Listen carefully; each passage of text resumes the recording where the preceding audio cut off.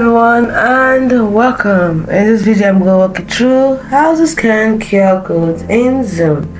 Now you cannot directly scan a QR code within the Zoom meeting itself.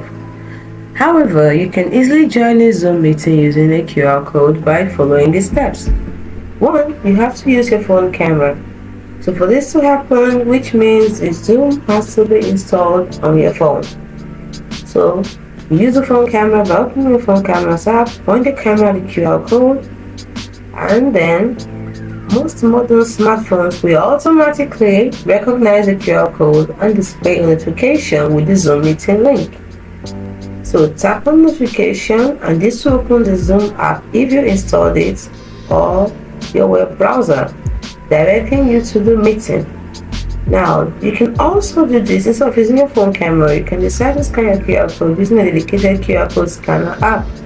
So how do you do this? You download the QR code scanner app from your phone's app store, e.g. Google Play Store for Android, App Store for iOS.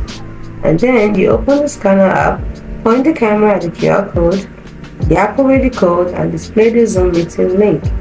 Then you tap on the link to join the meeting. Please ensure you have the Zoom app installed on your device for this smoothest experience. I didn't have it installed on my device, that's why I couldn't show it to you.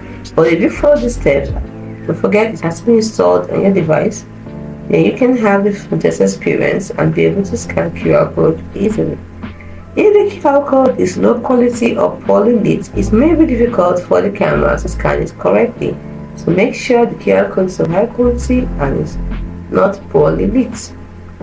By using this method, you can quickly and easily join Zoom meetings using QR codes. Hope this helps you scan QR codes in Zoom.